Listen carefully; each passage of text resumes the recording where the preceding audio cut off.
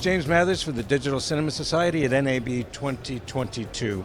I'm here with my friend Ryan Smith of K5600. They're really the premier maker of HMIs, and I love HMIs.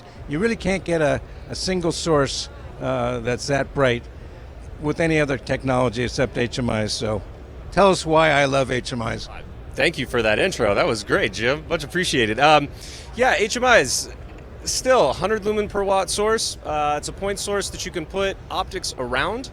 It's just highly efficient. And even though we are, of course, moving towards other technologies, predominantly LEDs, there's some differences in the optics that make efficiencies easier and harder depending on which one you're using. But yeah, an HMI and a parabolic reflector is still a great option.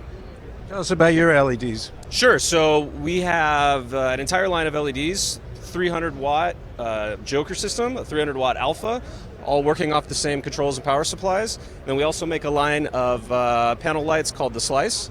Everything is very compatible with existing Joker accessories. So for example, the Joker, it uses the same lens system, changeable optics. We've got here this 20 to 40 degree zoom. We've got a beamer that takes your 400 lenses and your 400 beamers. We're using all the same extension cables that you use with your Joker. So all of our LEDs play really well with the HMIs. As there's a lot of compatible parts and components that you can mix and match. Yeah, 27 to 6500 Kelvin, staying on the daylight spectrum scale. And yeah, so that's about it. I see some panels in the background. Tell us about those. Yeah, so those are our series of Slice. We make little ones at 75 watts all the way up to 300 watts, kind of everything in between.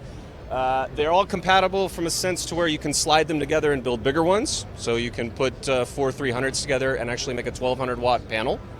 That works with our 1200 watt ballast. So the 1200 watt ballast can actually power up to 4 different heads. So you can put a Joker on it, you can put an Alpha on it, you can put a couple Slices on it, and then you can individually control each light, or you can sync them all together. So it's just about having some flexibility with the package.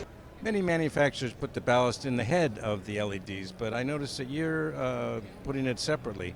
Can you tell us why? Historically speaking, people like to have a light, small light in a hard to reach place, not a giant light. You know, there was somebody who tried to put ballasts in heads of HMIs back in the day, and that didn't go well when you had a 100-pound light that only put out 100 watts of power. So we still believe in that system, so we separate those electronics. It also gives you the ability to where if you have a couple of systems, you can mix and match them and you're not stuck.